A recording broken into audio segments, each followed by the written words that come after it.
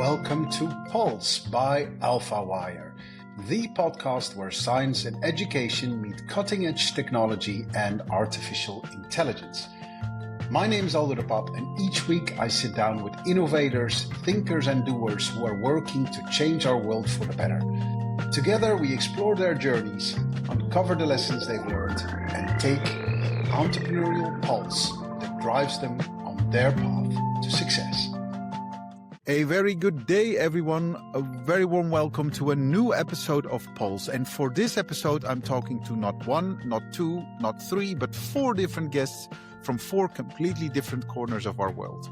And these are not just any guests, but all absolute hurricanes in the world of education. So, for this episode, we will take you to Qatar, speaking to Ramy Abdulzaher, who's doing incredible work with Bonocle, a portable physical plus digital Braille platform for the visually impaired. We're taking you to Nigeria, speaking to Prince Gideon Olanrewaju of AREAi, an organization that offers AI-driven local solutions to improve the state of teaching and learning in Nigeria and further into Africa.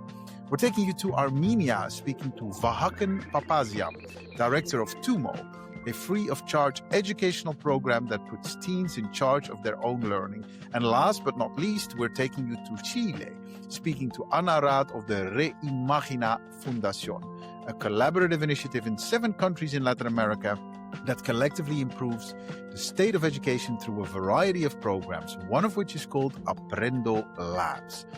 All were in the running for the prestigious WISE Prize for Education, and some even won. The prize is an international award recognizing individuals or organizations making significant systemic impacts in global education. Sincerely hope you'll enjoy these 4 interviews.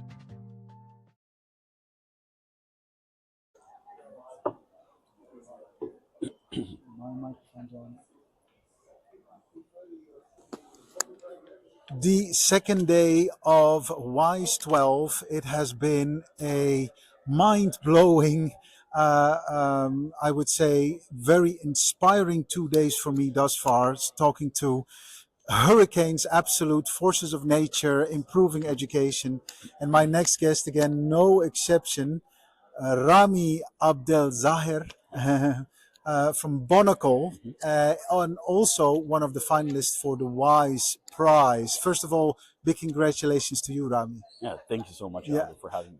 Yeah, you're very welcome, and thank you for making some time available here, because you have a crazy schedule these 2 days, I can imagine. What have you been up to these 2 days? I can tell you're not sleeping well. Okay, But I mean, it's just been a great experience chatting with other finalists, chatting with people who are interested and passionate about education. I mean, our mission is to solve Braille illiteracy, or illiteracy specifically for students who are blind or visually impaired.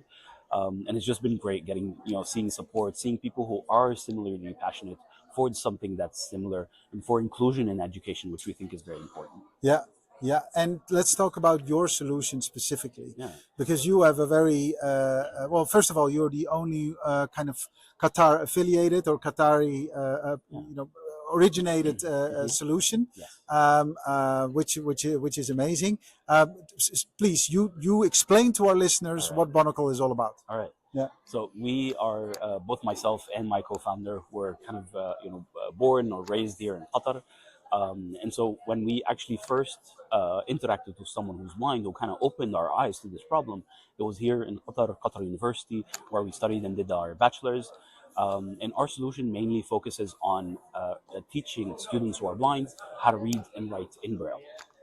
Today, 9 out of 10 blind students will graduate from high school with weak or no reading or writing skills. Wow. And that significantly influences the rate of students who go to college, the rate of employment in the blind community as well. 70% unemployment, mostly related to Braille illiteracy.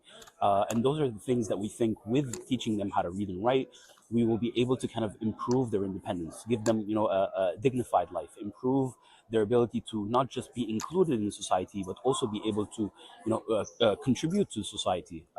For us to kind of, get some of their potential and their, genius into our ecosystem as well. And where did the idea come from? So the idea started actually when my co-founder Ali had a car accident. We were studying in university at that time, so he joined the Center for Special Needs. They would basically assign volunteers to help him write his exams, assignments, and so on. And we met a student who was blind. It was the first time, I would say, meeting someone who's blind and having a conversation. We were all tech geeks to some extent, so we just asked about technology. What technologies do you use?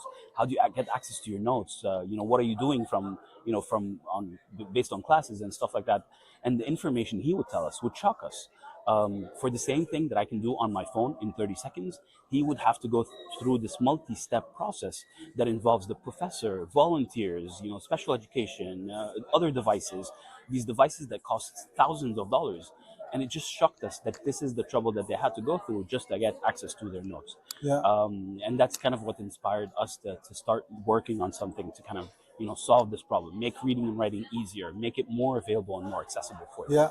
Yeah. And tell me about your traction thus far, because obviously you've had some success with also with the WISE Prize. So in which phase kind of development were you when you kind of found out that you were a finalist? So when we started with the WISE Prize, we were focusing mainly on solving early Braille literacy, teaching the students how to read, how to recognize the characters.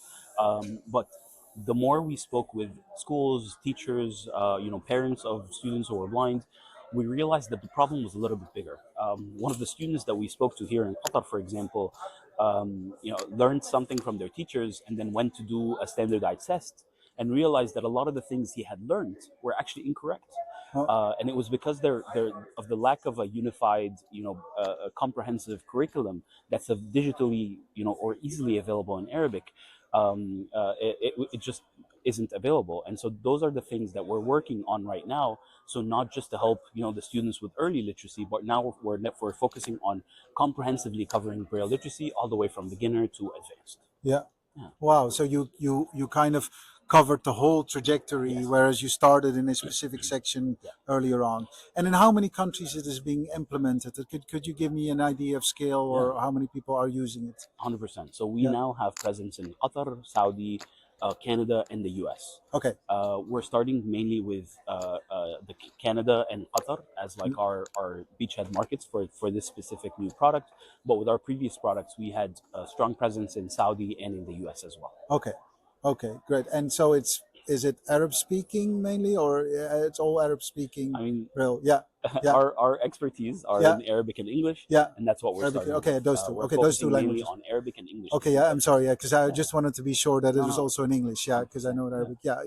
That's wonderful. One of the things that I kind of see when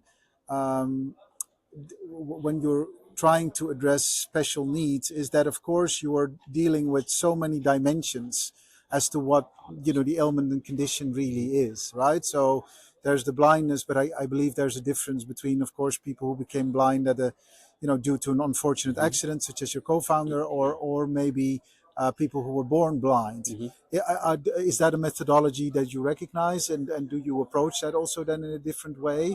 And the second bit to that is like, is there any in the further trajectory of personalizing this? Do you use already AI or whatever? Because we're at an AI event, so to say. So I would be remiss not to ask. Of course. No, it's a great question, and one of the things that actually inspired our pivot from focusing only on early literacy to kind of comprehensively covering all of literacy, and it was mainly because of the role that we saw teachers had on these students.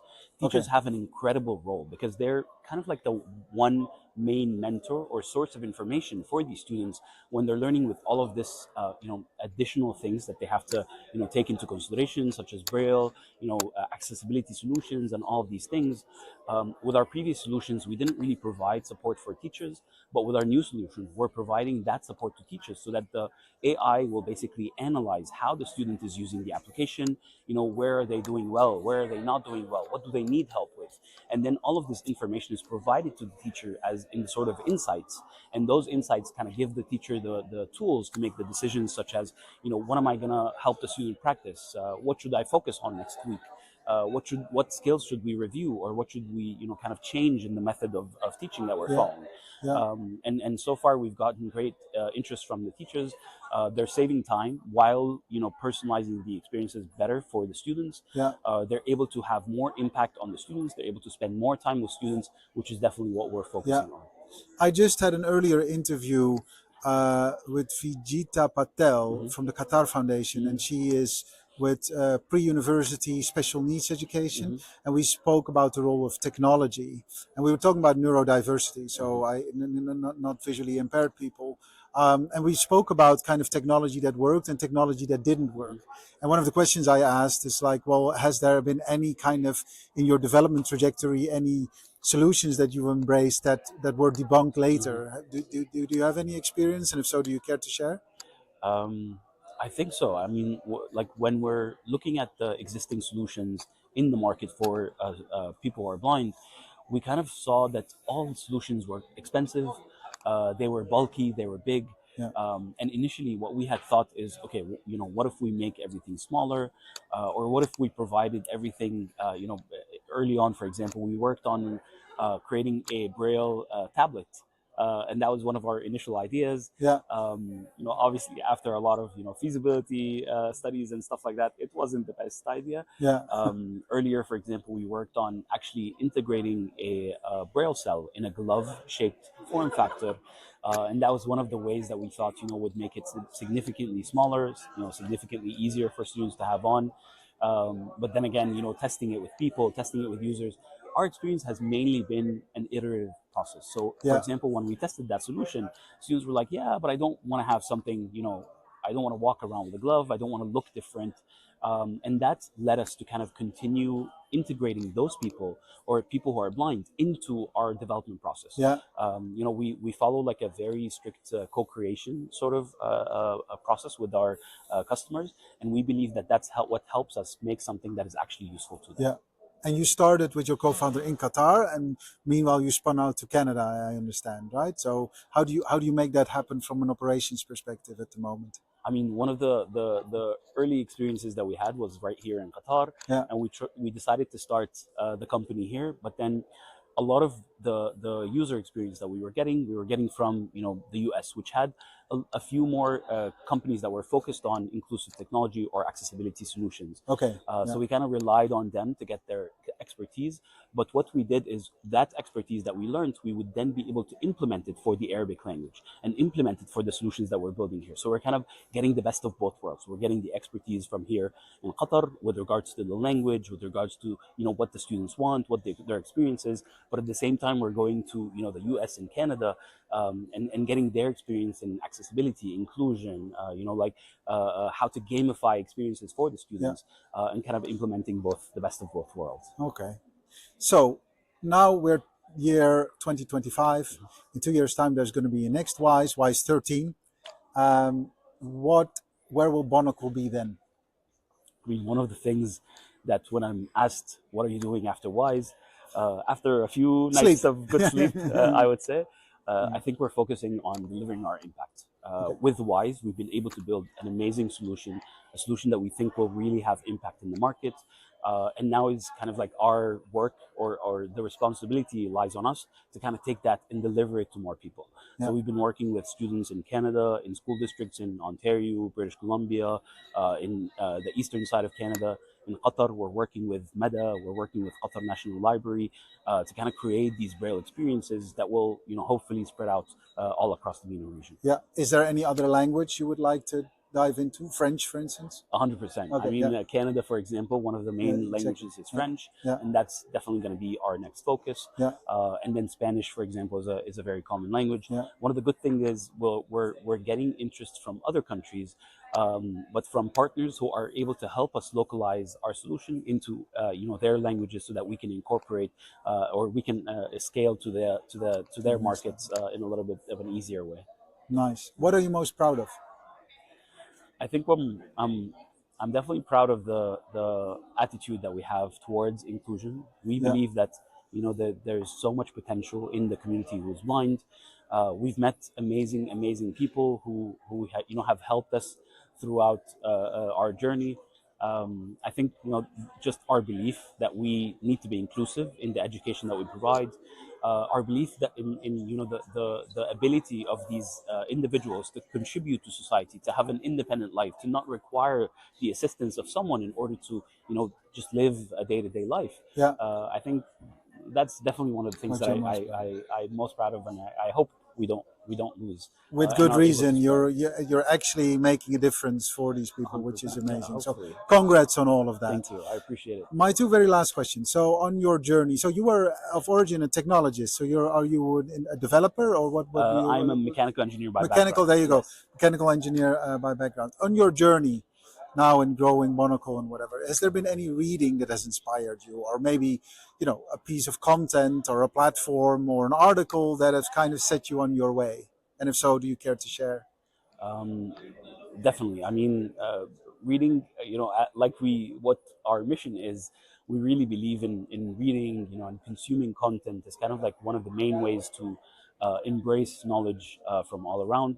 I've been reading a few books, but one of the ones that I've recently been reading after a few recommendations actually from mentors is The Innovator's Dilemma. Okay. That's one of the books that I'm excited to finish. I just got started. What is it about? Tell me now. But I've been enjoying reading it so far, and it was when something is recommended by mentors, it's always to your best advantage. Yeah. And that's something that I've really appreciated. Nice. And then for my very last question, and I ask all my guests on this podcast because I'm just curious about it. I'm doing a kind of an investigation, All right, survey. all right. Do you have a morning ritual? And if so, do you care to share? I wouldn't say I have a morning ritual, Okay. no, but I do have a young 3-year-old. Okay, yeah. And so my morning ritual Chaos. definitely involves a lot of playing around, trying to get things under control. Exactly, yeah. But life I know just it well. changes from I day know to it day. well. Yes, Yeah, your yes. day starts earlier than you wanted to start. It's not morning yet. Go back to sleep. Yeah, Yes, no, yes, yes. I understand. Thank you so much for your time. Ramy Abdulzaher of you. Bonocle, wishing you all the very, very best. And I'm sure we're going to hear a lot more about you. Thank you. It was a pleasure. Thank you. All right. Good. Here we go. Let's go. The afternoon of the second day of WISE 12, Yes. Humanity.io. I'm meeting loads of great, clever, exciting, driven people. Fantastic. And then an exceptional case here is sat next to me, you. Prince Gideon Olanrewaju Fantastic. from AREAi. Good. One of the finalists for the WISE Prize. First Yes, of all, please. congratulations. Thank you Very so well much. done. Thank you so much. It's really exciting to be here. Yeah.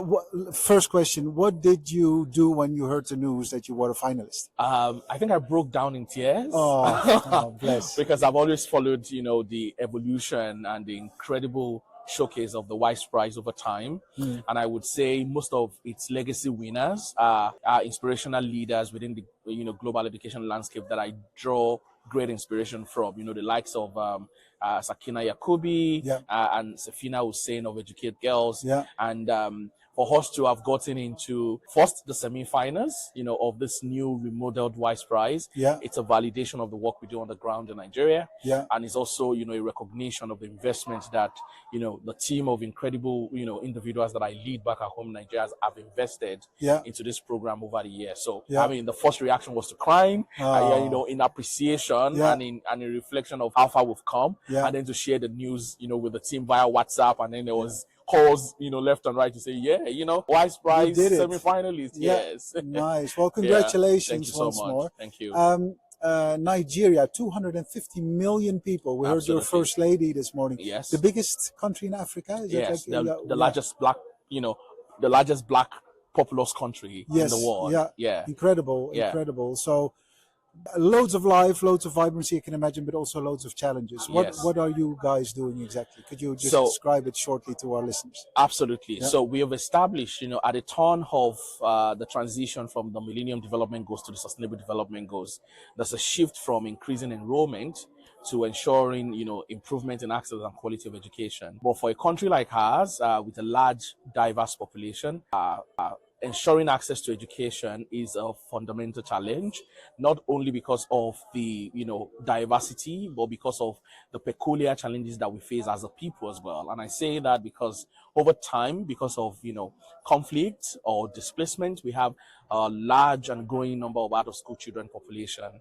And it is one thing for the government to provide support and service delivery to ensure that education can be provided for those within the formal education system. But there is also non-existent structures to ensure educational continuity for those who are facing violence or displacement or totally excluded from the formal education system. Yeah. And that is a call to action for individuals like myself, Yeah. who are practitioners in the field, to design, cost-effective, effective interventions that can cater to the learning needs of those who are not covered by the formal education system. Yeah. And that is what AREAi does. So what we do is that we design and execute alternative accelerated learning, empowerment and employability programs for disadvantaged populations. So focused on refugee learners and displaced populations who do not have access to conventional learning opportunities. So those who are not in education, employment or training.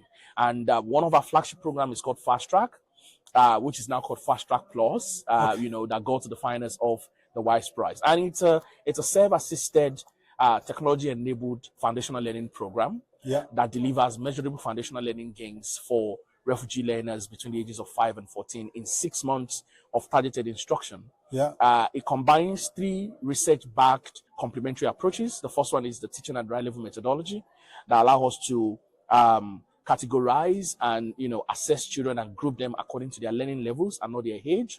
The second component is the bilingual model of language instruction. Because we come from a country where we have bilingual speakers or multilingual communities, there is an opportunity for us to leverage the mother tongue as a tool to bridge the acquisition of the language of instruction in the country. And there is a pedagogical principle around the fact that children are able to learn more or learn faster when you teach them in a language they are born with or they are familiar with. So we tap into that as well. The last thing that harmonizes the 2 approaches, making the third one, is the Mavis talking books and pen.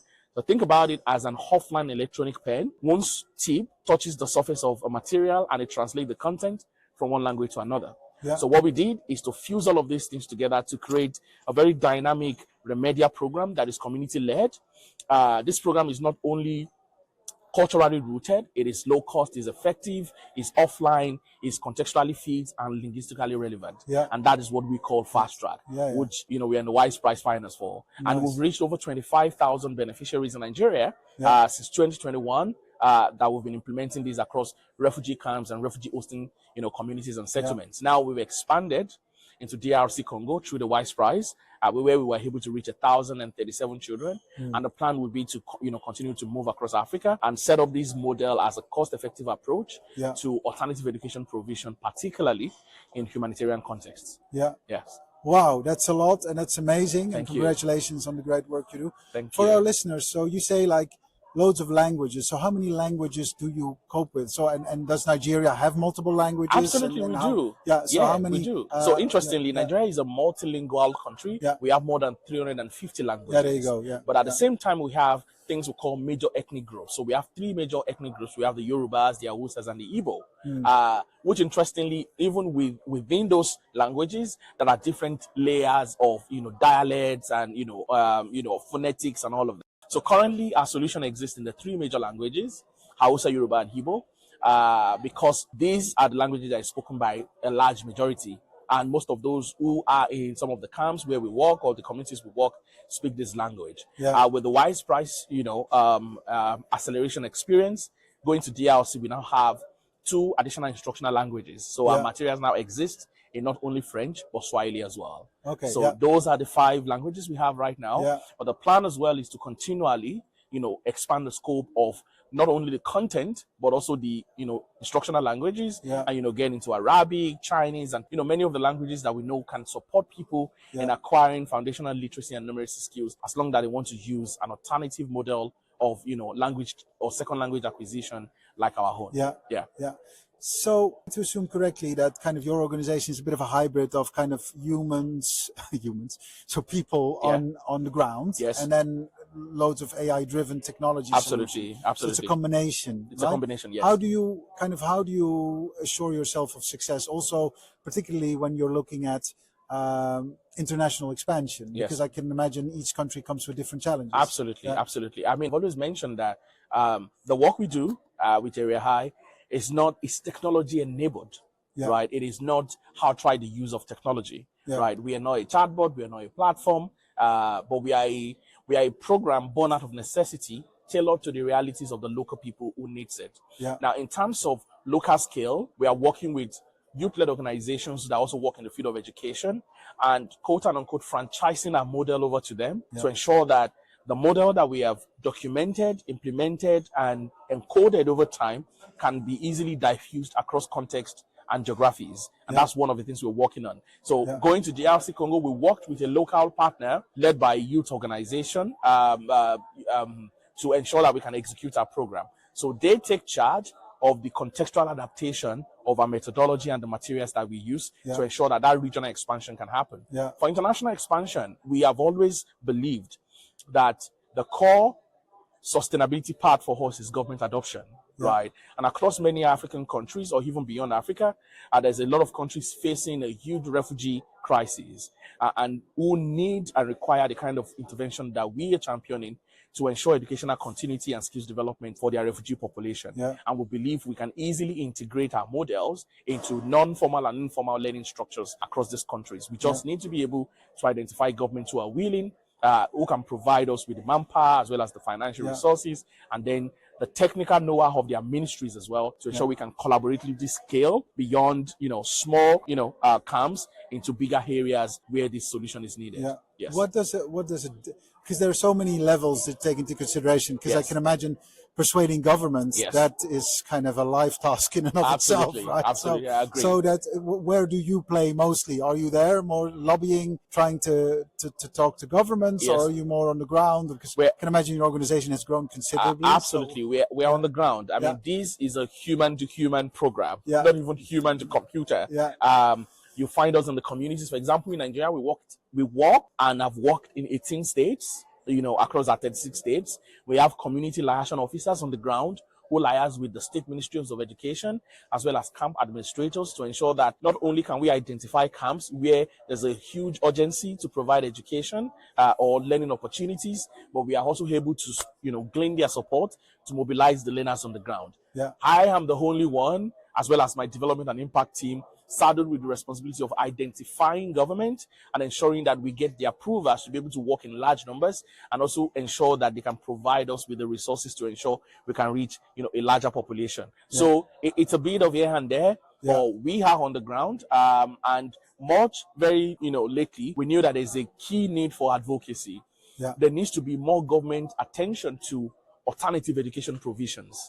Many countries in Africa and globally have populations who, for one reason or the other, are excluded from the formal education system. Many countries do not have a formalized structure or an operationalized system to ensure they can accommodate and meet the learning needs of many of those people. It is individuals and organizations like ourselves who have a validated model and approach that can provide such support to ensure that they leave no learner behind. And that is the idea of why many of us too are raising our voices now, leveraging on platforms such as the Y Summit to be able to engage. Like earlier this morning, I was in a roundtable with the First Lady of Nigeria, who actually made an express introduction to the Minister of Education on the need for our program to be scaled. And it's that moment exemplifies some of those one-time opportunities to ensure that the government can learn about a program like ours and then decide to scale in partnership with us. Yes. And it's all happening at WISE. Absolutely. So congrats. Absolutely. Was that a big moment for you when the First Lady says, "Hey, Minister, come here"? Absolutely, it was. It's interesting because, I was the one they asked me to jumpstart, the meet and greet session, being a WISE Prize finalist, just to introduce, the work that we're doing. And, away from the commendation we received, it's also the validation that the government believes in the power of youth innovation and the desire to work with youth-led institutions to be able to drive the educational agenda of the nation. Because, the First Lady has expressed, believed in the power of education as a tool for national transformation and socio-economic development. So I'm really excited of how the partnership will pan out when we return back to Nigeria. Nice. Yes. It sounds amazing. Thank you. What are you most proud of? I'm proud of how our team at AREAi have been able to navigate challenges to come to this point. I cannot recount the different instances where we almost gave up because of lack of support, because of an express gap in the level of resources we have to meet the needs of our beneficiaries. But to come to this point, for how resilient we've been, I'm extremely proud. Yeah. Yes. I can imagine. Thank you. Imagine. Thank you. And so now we're at WISE, Yes. the WISE Prize, the finalists, so Yes. you receive funding, you have all those things. Yes. What is next for you? What is kind of your aspiration for the coming year? We're now at the end of 2025. Yes. What are we going to be talking about at WISE 13 in 2027? So it's interesting because from this year onwards, we're talking about systemic transformation for us to be able to make systemic impact. One of the things we want to do is expand our government partnerships. It's really important, either in DRC, where we currently are expanding through the WISE Prize, to Nigeria, to Uganda, which is a new country we're exploring. We need that. Another thing we want to do is be able to conduct and produce rigorous evidence and data. Yeah. We believe that our data storytelling needs to be very strong to be able to demonstrate that indeed Fast Track Plus works. Yeah. We are also thinking of a way to ensure that we can bring on board more partners, more foundational partners who believe in the power of refugee education. To cap it off, by 2027, at the end, we want to raise our number from about 30,000 that we're reaching now to 100,000. By 2030, we're doing half of a million learners by 2030. Great. Thank well, you. I'll hold you to it. Absolutely. I look forward to that. I hope we're able to mobilize all the resources needed to drive that to fruition. Yeah. Yes. And so if people want to get involved, where do they go? Absolutely. So our organization is called AREAi. Yeah. So AREAi. Yeah. They We'll can put it in the just show go, notes. yes, they can go to our website, www.areaifigure4africa.org. Okay. We have all our information on there. And you can find us on all social media at AREAi for Africa. Okay. Yes. Good. My two very last questions, Prince Thank Gideon. you. Yes. Yes. I always enjoy talking about reading. So has there been any reading, any document, any book, any kind of platform or article that you've read that has inspired you, Absolutely. that kind of helped you on your journey? And maybe would you care to share so our listeners might be inspired as well by Absolutely. that? Yeah. Absolutely. I think so. So quite a number of resources, either reading or listening or watching, has really helped me over time. But I think one that stands out, even after so many years of watching it, is this TED Talk by Sir Ken Robinson. Okay. Popularly referred to as the father of education. Ken Robinson. Ken Robinson of late memory now.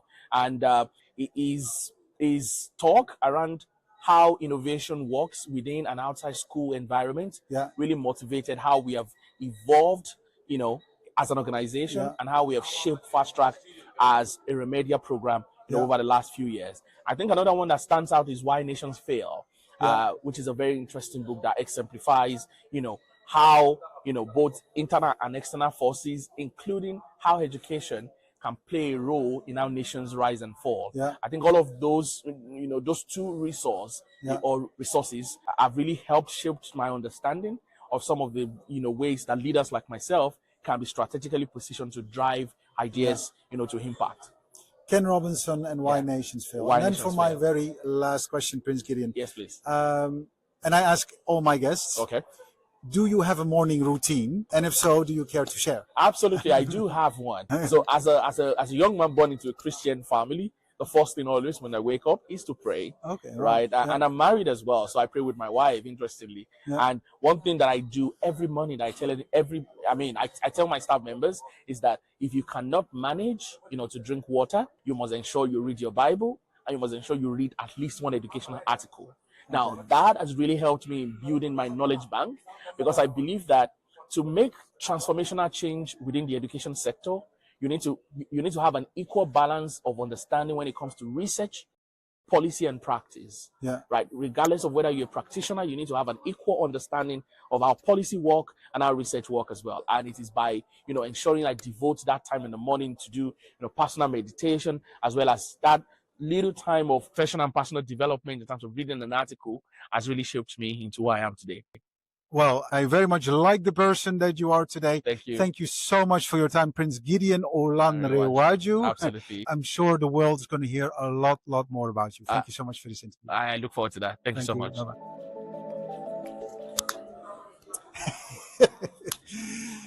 We are here at the World Innovation Summit for Education, and it is my great privilege here in Doha to speak to many inspiring policymakers, entrepreneurs, day-to-day teachers, even students.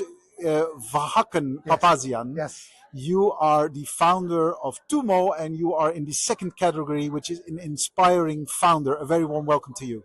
Thank you so much. You are here for a very big reason, Yes. and congratulations, because you are a finalist for the WISE Prize. Yes. So that means you've received considerable funding from the Qatar Foundation and Yes. from WISE to grow your program. Yes. And your program is an after-school program. Yes. Could you talk to me a little bit about what it does? Yeah, absolutely. So Tumo is a unique after-school program that puts teenagers in charge of their own learning in technology and design. So you could come and start to learn programming and then be inspired by your friends doing photography and switch over. Yeah. And I think that choice that teenagers have is one of the wonderful ingredients of Tumo. That Yeah. oftentimes there are societal norms or gender norms and what you should learn. Yeah. And at Tumo, all bets There's are no- off. You can do anything you want. Yeah. And it's That- free of charge. So Yeah. there's no entrance exams. Yeah. It's truly for everybody. Yeah. I just said we are in our own little studio. You need to make sure your microphone points up. Sorry, Vahakn. So it's just apologies. No, you're probably Just make good. sure we have good sound, but Yeah. we will continue. Is this better? Yes. What got you into Tumo? So actually, my parents are the founders. So I have Okay. been volunteering at Tumo for Yeah. over 15 years. Yeah.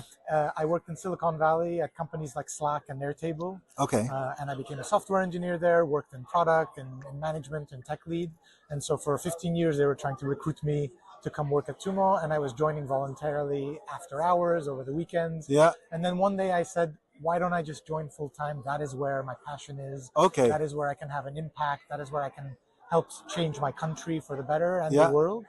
And as AI became a bigger and bigger thing, and as Tumo expanded, my skills of creating software that scales and using these advanced technologies really overlapped with Tumo's goals as well. And so finally, 2 years ago, I decided to join full time, and I haven't looked back since. That's amazing. Yeah. And sorry, I'm just getting back. So I love it, the fact that your parents founded it and you're taking over. Is it fair to say you were the first guinea pig for Tumo? Oh, 100%. 100%, yeah. All this pedagogical things that Yeah. we are now saying we did Yeah. was a trial and error.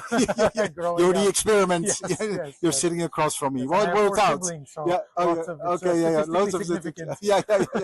Very good sampling. Yeah. No, but that is amazing. So tell me about. So I have a 6-year-old daughter, Yes. and so she has after-school programs. She's very creative, so she loves to do crafting, Yes. for instance. And I kind of want to dig further, but I don't want to push her too much. I also want to say she needs to find her own way. And then the other day she has like, because I speak Dutch, so she has Dutch lessons, and so she got this entire a suite of hobbies, of after-school hobbies. Yes. Is diversity, is that a good thing or is it a bad thing? I think it's a great thing. Okay. So we say at Tumo that teens hate to study, but they love to learn. Okay, yeah. And if you can follow the momentum of a learner, they will become a lifelong learner. Yeah.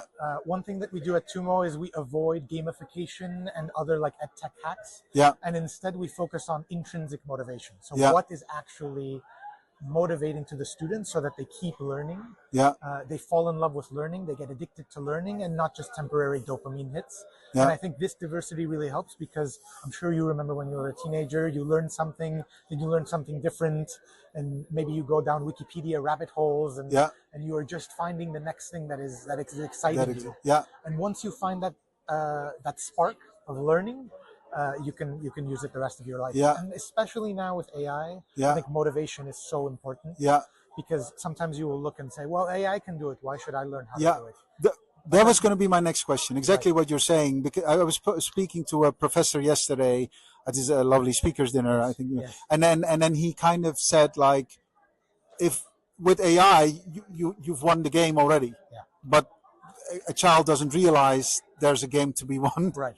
So you kind of need to show the child like, okay, if you won the game already, now what is it that you really want to Yes. keep them motivated, Yes. right? Yes. Can't go back to bed. Yeah, Like, you know? absolutely. And So there's how many- does that play into the psychology of children that are kind of, working through Tumo or they're working For sure. with Tumo? Yeah, we need to show them that intrinsic motivation. So Yeah. there's lots of extrinsic motivators, and there's also lots of extrinsic demotivators in a classroom.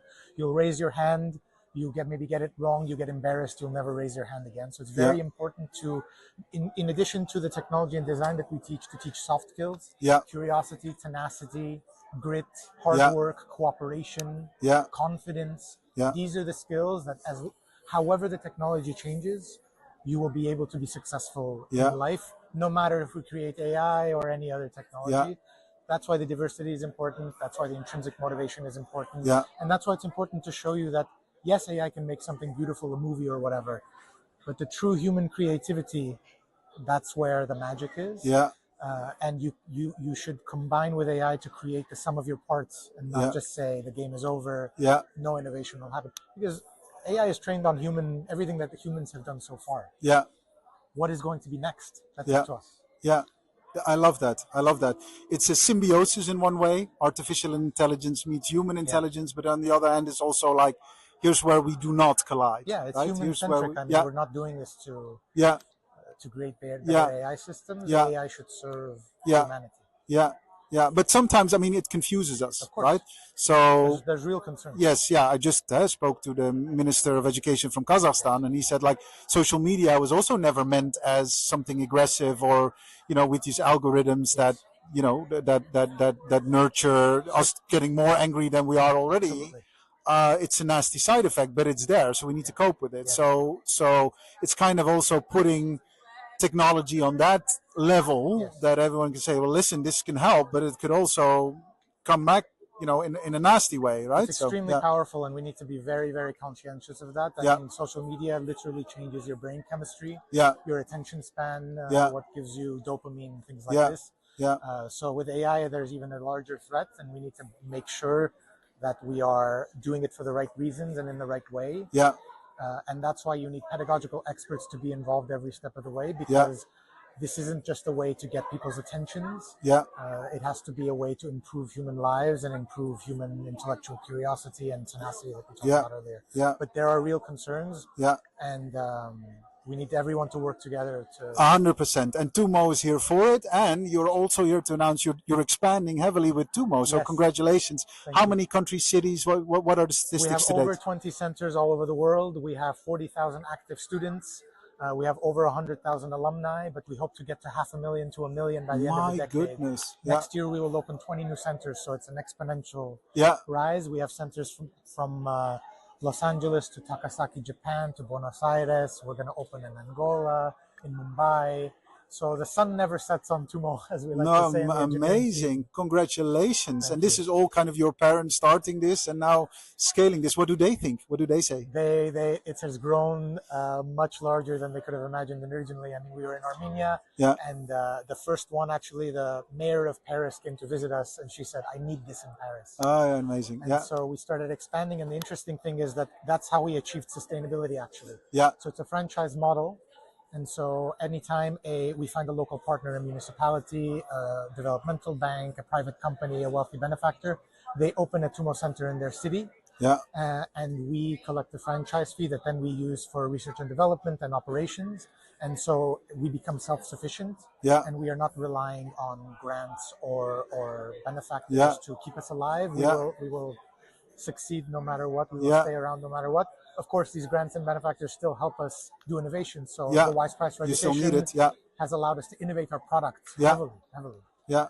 So it's extremely important. But in order to expand, you need, if you want to have an impact, you have to be around for a while, especially at the scale that we want to be. And so, Nice.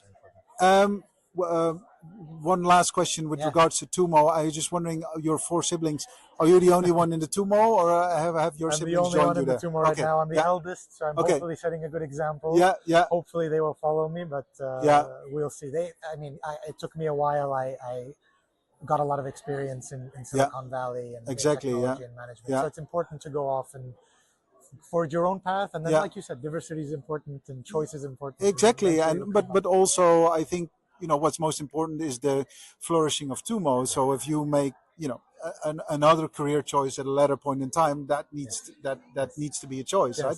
Yes. It should be a possibility to you, but of course through your resilience, it's in the next level, right? It's been so fulfilling and extremely motivating. And you have tough days, and on the engineering team, everyone has tough days, and then you go and talk to a student on your way out, and you are completely reinvigorated and you have full energy again for the next day, because you know who you're doing it for. Nice. Yeah. Thank you so much for enlightening us on Tumo, and congrats again on becoming a Wise Prize finalist. So very last question. I asked that to all my guests. Do you have a morning routine? And if so, would you care to share? Yeah, I go for a walk first. Okay. And I get some coffee. Yeah. Because I think diving straight into work or opening social media might start your day off in the wrong way. So yeah. I really try to get some fresh air, try to think about what I'm going to accomplish today. Yeah. And then settle into work. Yeah. Yeah. If I can get a run in, even better. Yeah. Not every day allows it, especially in the winters. Yeah. But at least a walk. Yeah. A walk. Well, that's good. That's very good wisdom, making it very interesting.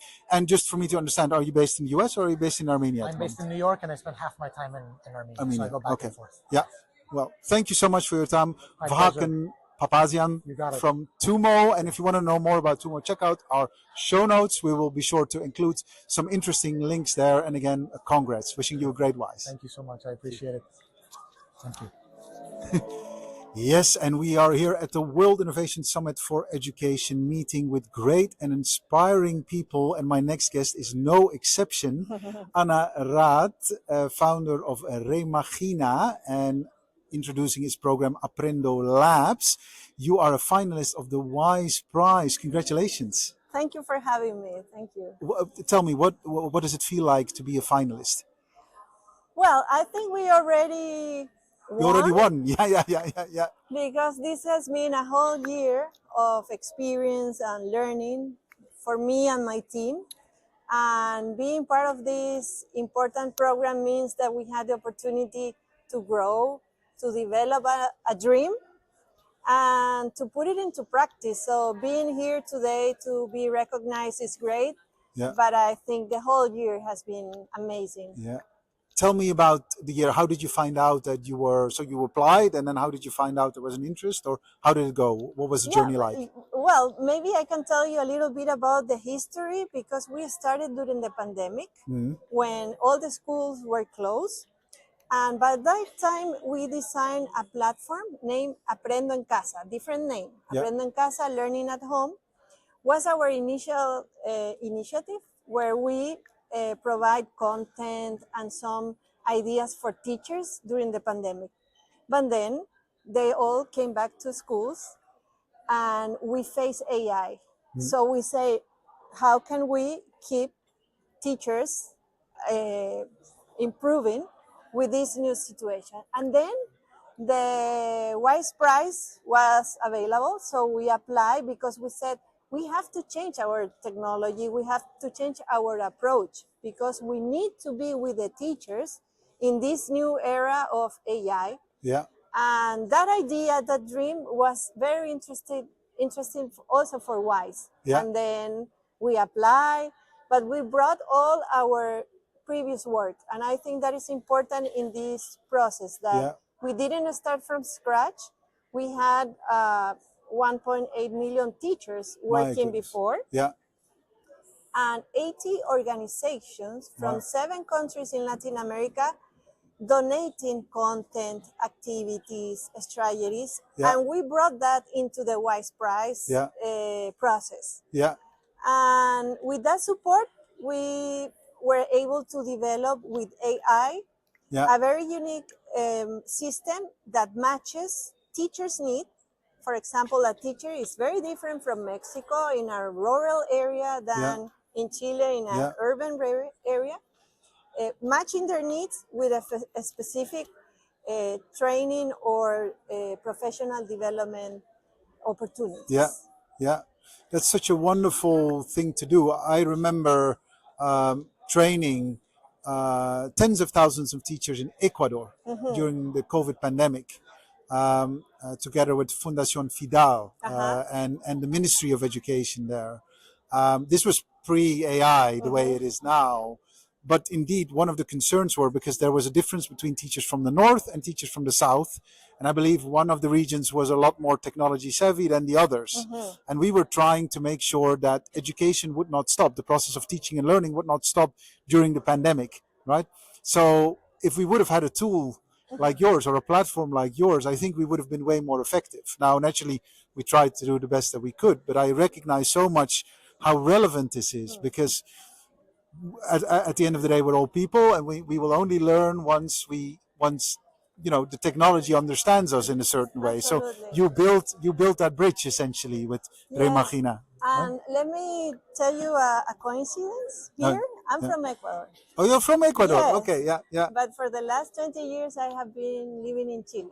Okay. So I know very well your situation. Yeah. So yes, what I think we are bridging this gap between the teacher's needs and technology improvement. Yeah. And how do we approach that? By bringing teachers and local organizations into the design process. Yeah. So we have AI, we have all these tools, but most important, we have the input from real teachers. So from the very beginning, we designed something that is feasible in high-tech environments and low-tech environments, with and without technology, and even with teachers that are more skilled than others. And that's the reality. We have various levels of development in terms of the skills and capacities, and that is also very important. Yeah. And something that you mentioned that I think is very relevant is that one thing is to have like a personalization or a personalized technology, and very different is to be an individual experience. Yeah. So in Aprendo Lab, we bring that personalization, but with a collaborative way of understanding. So your needs will be attained, but that doesn't mean that you are alone, that you are just on your pace and doing all that. You can do that. Of course, you can do, the technology provides you that opportunity. But also, where is the community, your peers, other experience like yours is so important. Yeah. And also, I think you, as a teacher, you're a vehicle to teach a class, right? So what is right for you, is that right for the class? That connection also still needs to be made, I can imagine, because we're all people at the end of the day. We might have a reluctance to use a certain technology, and therefore that might affect how we teach our our students, right? So that is also connection I can imagine you need to make. Yes, and it's an idea of bringing the collective intelligence. Where is the intelligence? Where is the knowledge? Yeah. What is the role that the student plays in this? Because I hear you saying teachers, assessing the needs of the teachers. How do you assess the needs of the students? Is that relevant, or is that a next program, or how should we think about this? The main idea is, as you may know, teachers are the factor number one for learning improvement in a student. So if we really want to approach students, we have to work with teachers. Yeah. I know, and we know that there are some technologies that are working directly with the students, solving very specific needs, but we think that if learning needs are more complex, integral, and you need the teacher. So today, the role that students have in Aprendo Lab is basically the group that demands these good teachers. Yeah. And the next step for Aprendo Lab is to see and provide information about how these teachers are practicing their strategies inside the classroom with the students. Yeah.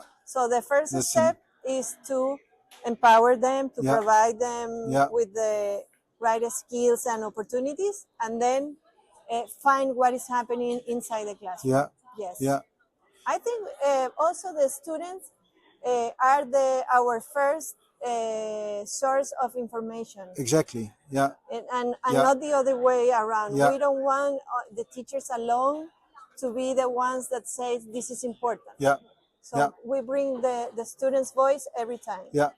In your journey, what has been kind of the greatest obstacle? Has there been reluctance from teachers to use any technology if they don't know it? Like, I mean, we can talk AI all we want, but at the end of the day, if they don't want it or they're not used to it, what was their response? This is a very common situation. We have been, not Aprendo, but the society developing technology much faster and with more energy than the capacity of teachers. Yeah. So we have to invest in teachers' capacity. Yeah. And in terms of not only using the technology, but having the purpose of using the technology, the methodological vision of the of technology, and there is a limit, there is a barrier, Yeah. because they have the technology sometimes, and they need to use it, Yeah. and they need to use it for a specific purpose, and Yeah. there is a gap. Yeah. Also, I would say is time. Time is, in terms of the system, is too bureaucratic. Yeah. And today, technology can provide, again, opportunities to stress less, or less stress the teachers. Yeah. With that, but yes, 80% of the teachers in Latin America are saying, "I don't have time." Yeah. To do anything. anything Yeah. else. So, And the second one that I know of is like, I don't have the resources, I don't have the money. It should be someone else should pay, right? Yes, Yeah. exactly, and that's why Aprendo Lab is free for teachers. Okay. Yeah. It's in Spanish, it's free, and it's accessible for different technical barriers, or if they have barriers. So we found a model where we can sustain the program without asking teachers to pay. Yeah. Because we are working with public school teachers. Yeah. No, I can imagine. So there's no money there to do No, it. not at May I all. ask which model you found?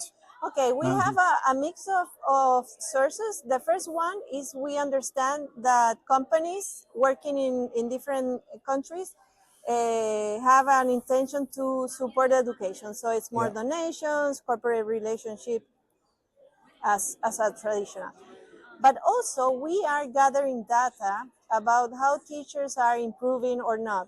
Yeah. And that information is very useful, for example, for networks of schools, or decision makers, or government. So we are not selling your data, we are just providing information about the tendencies, or how teachers are moving from one way to...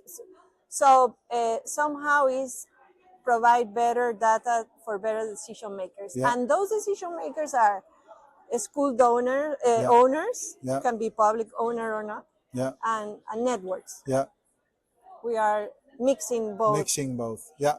And so in 7 countries now? Aprendo Lab is already in 3 countries. Oh, 3 countries. Pilot. Yeah. But this is in the web. Yeah. This is in the web. Yes, we reach teachers from different countries. But our model, I want to be clear about this. Our model is more effective when we have like a local partner. Yeah.